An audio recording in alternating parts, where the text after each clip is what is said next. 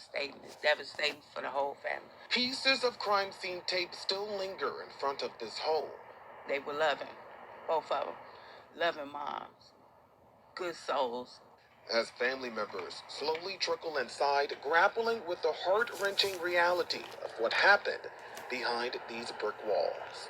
It went from one thing to the next. There was never any loud hollering or anything. Mitchell Benton recounting the moment he heard his young relative, 19-year-old Maisha Newby, arguing with her boyfriend of 2 years in a basement bedroom last night over a link card. He came upstairs after telling her he didn't have it, and he come back down and say, look at my wallet. She said, you done went up there and took it out. So she said, well, ain't no point in me looking in there. And the next thing I know, I'm hearing shots. Benton says Newby's boyfriend shot and killed her before turning the gun toward Benton's daughter and Newby's cousin, 29-year-old Jessica Hughes, as she was trying to get away with Newby's infant son, Arturo, that she shared with the alleged shooter. The baby, we're learning, was grazed by a bullet. My daughter dropped at my feet. She had the baby in her hand. She had been shot in the face and in the chest. And he was trying to get by me. So me and him got to fight. Benton says the man managed to get away. Cicero police responding quickly to the house on South 48th Court near 18th Street, searching for the alleged shooter. But the family says he escaped to this park near 16th and Central Avenue, where police found him early this morning, dead from a self-inflicted gunshot wound. Tomorrow would have been Maisha's 20th birthday, a day of celebration now turned into a lifetime of mourning. It's no celebration. You can't celebrate life. There's no life. Do what you gotta do, though. Feel me? Do what you gotta do, though. Get it, do. God damn, babe. Put positivity into the universe and receive it abundantly, you heard? I'm the devil. I don't want to take souls. That shit definitely took somebody's soul, No. B. You heard? Oh, not the hand. The hand is crazy, bro. Oh, the gate? Oh, that's crazy. No way, my boy. My boy, you wildin'. Put your cheeks away. Nah, y'all wild. Oh, he put it on the lock. Y'all gotta open that in the morning. Yeah, you took somebody's soul just now. Boy is wild. Boy just wild. Queens, New York. You're not going to believe what happens in this clip.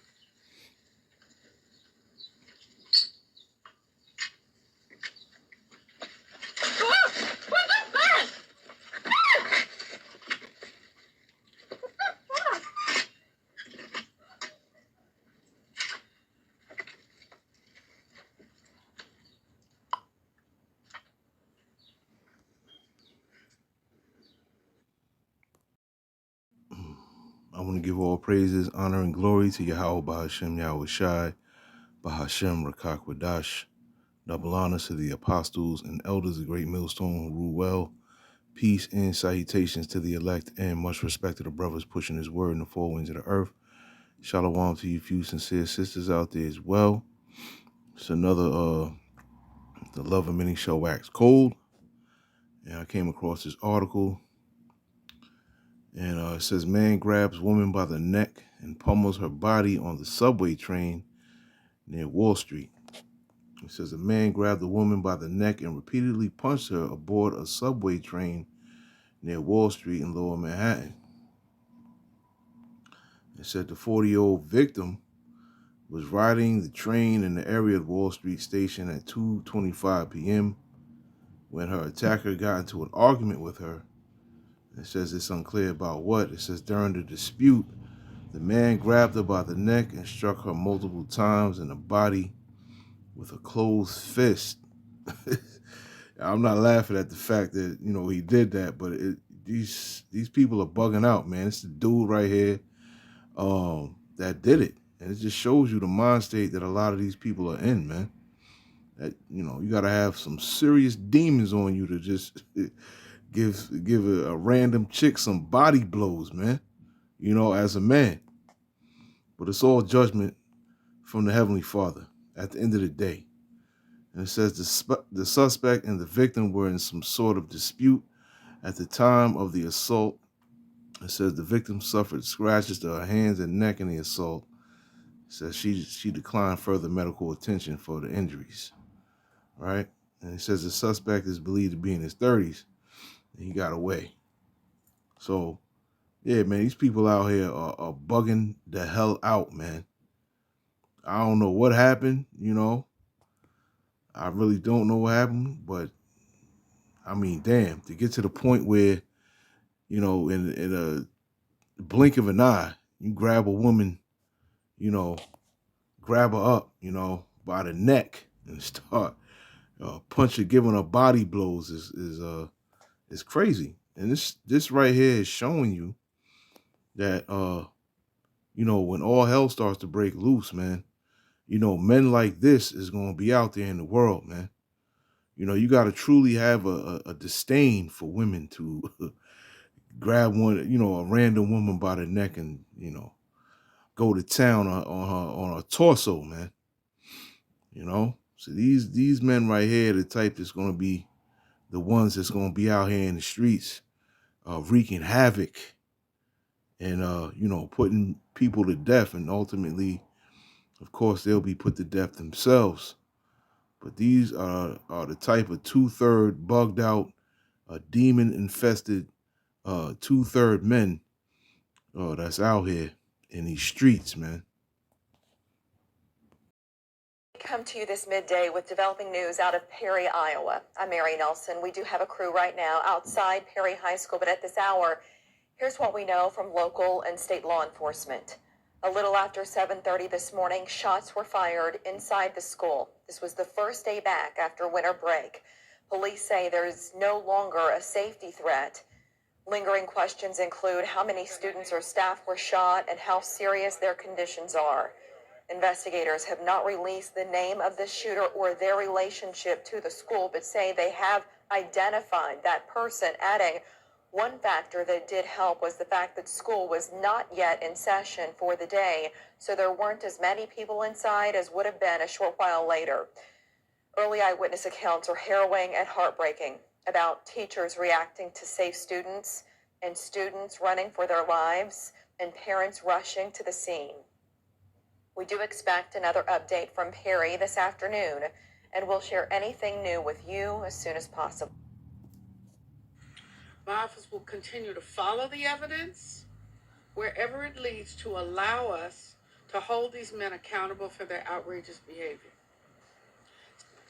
Strong words from Alameda County's top prosecutor tonight as Oakland police piece together who killed Officer Tuan Le. Tonight, authorities say that is becoming more clear. Good evening. Thank you for joining us. I'm Dan Ashley. And I'm Ahmed. Dates District Attorney Pam Price started tonight by saying she met with the family of Officer Le, grieving over the sudden loss of their loved one. And now her office is promising maximum justice against the suspects charged in his death. ABC 7 News reporter Tim Johns is in the newsroom uncovering these new developments from investigators tonight. Tim. Yeah, Dan, the district attorney announced charges against 3 men tonight. Those 3 men are Mark Sanders, Alan Brown, and Sabron Russell. During a news conference late Tuesday, Alameda County District Attorney Pamela Price announcing murder charges against Mark Sanders of Tracy and Alan Brown of Chico for the killing of Oakland police officer Tuan Le. The charges are extensive, as you will see, and we may add additional charges as we obtain additional evidence. A third man, Sabron Russell, is being charged with burglary. Along with the current charges, Oakland Police Interim Chief Darren Allison also confirming a history of illegal activity for Sanders. I can confirm that he has a prior arrest history, which does include the killing of another and additional other violent crimes. 36-year-old Le was shot last week while working undercover. He was responding to an early morning burglary of a cannabis business along Oakland's waterfront.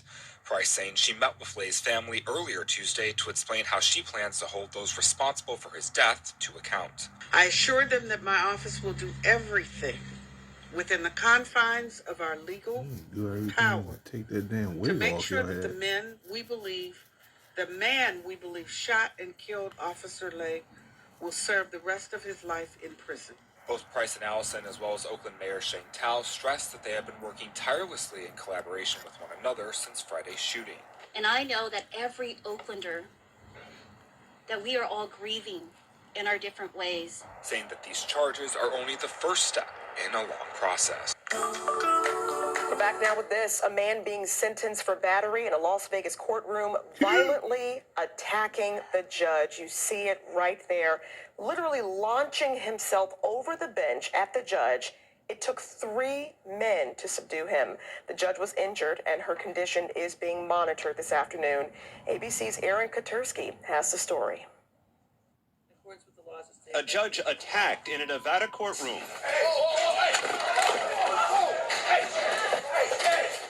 Chaos erupting moments after what appeared to be a calm sentencing. Deober Redden, a repeat offender, had pleaded guilty to attempted battery with substantial bodily harm, but argued to Judge Mary Kay Hothus he did not deserve another trip to prison. I feel like I should be given a shot because I'm in a better place than I was. The judge reminded Redden of his lengthy criminal record. 3 felonies, a gross, 9 misdemeanors, multiple DVs.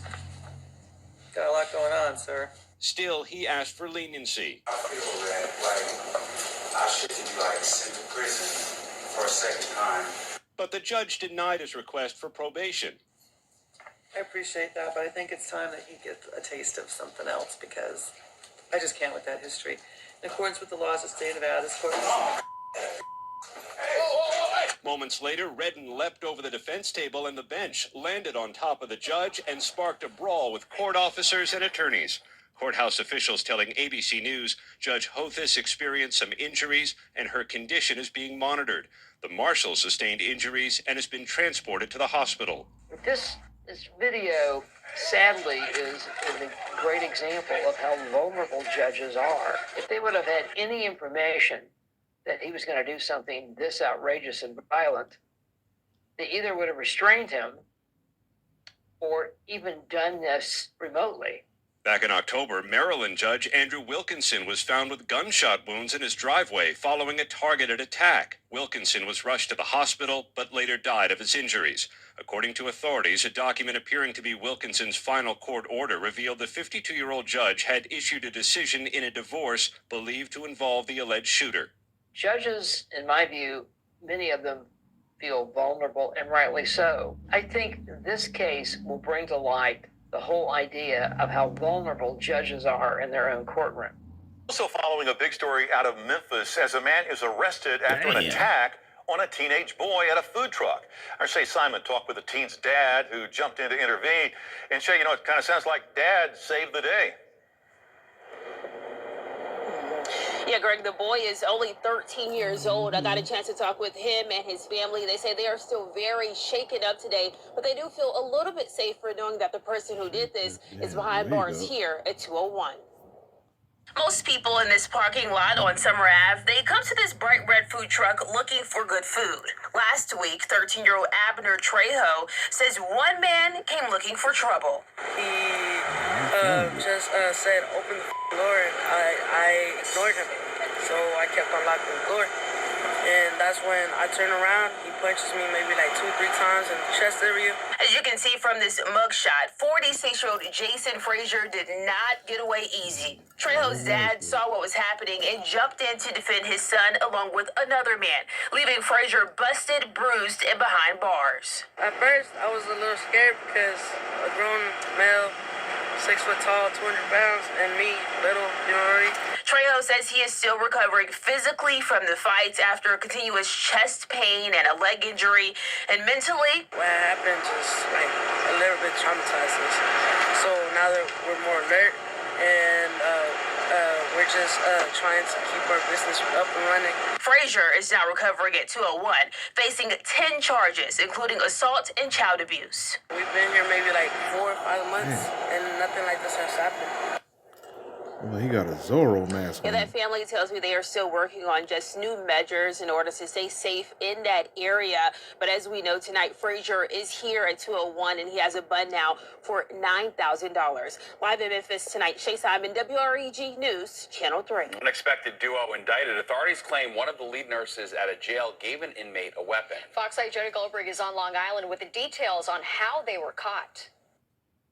This 1-inch ceramic blade ended up in the hands of an inmate at the Nassau County Correctional Center who has been arrested 22 times. This according to prosecutors who say former nurse manager Yashmin Talbot is to blame. It put the lives of jail staff, her own nursing staff, and other inmates at risk, and that is unacceptable. What happened? On Thursday, Talbot and that inmate, Christopher Wright, walked into court in handcuffs without answering questions. The two pleaded not guilty to charges, including conspiracy for allegedly working to smuggle in the blade, which can't be detected by standard security protocol. It was during a body scan that inmate Wright was found with 2 balloons, one of them which contained this blade. That's a very sharp blade that could have caused a lot of damage. Prosecutors say the two had an unauthorized relationship, and over a 5-month period, Talbot, who was the second highest ranking nurse, received 400 calls from inmates, most of them from Wright, who told her he needed the blade for protection. It is alleged that she had this blade mailed to her home and then brought it into the jail complex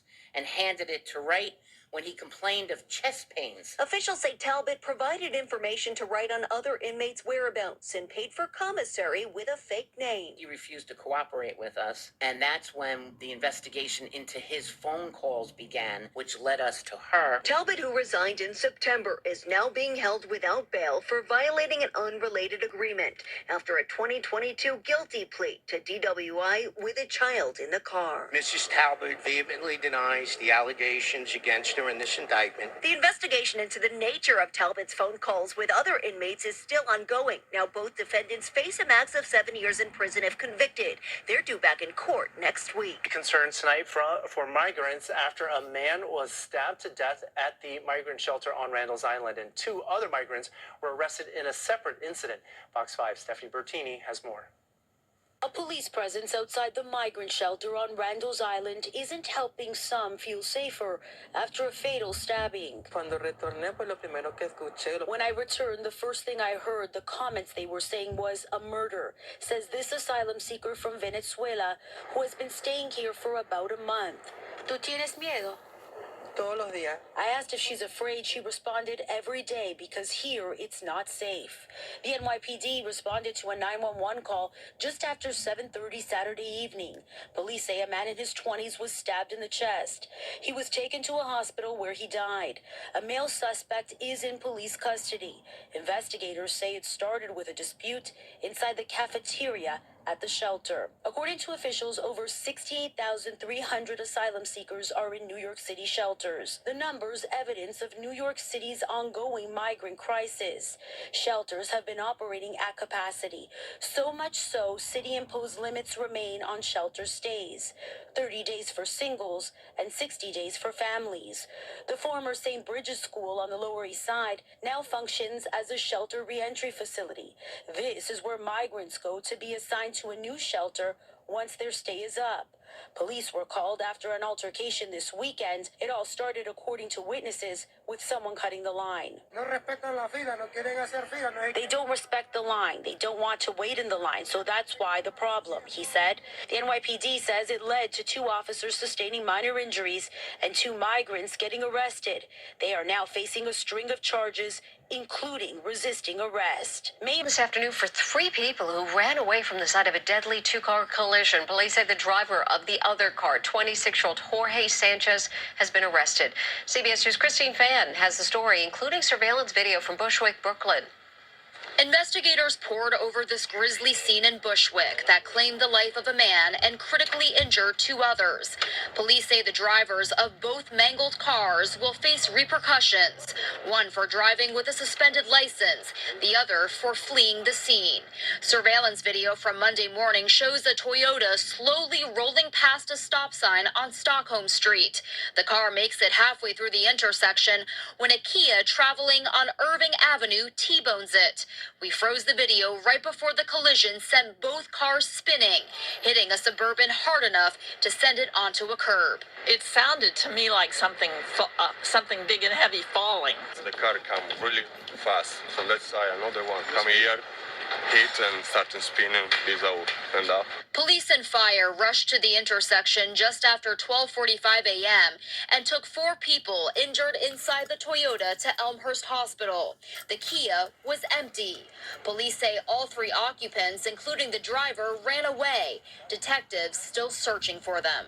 They gotta do something with this spot, because always those cars that come from over the way there, they come out fast, boom, and nobody can see it in this blind spot. Officers say a male passenger in the Toyota died from his injuries. 2 others, a 34-year-old and a 29-year-old, are in critical condition.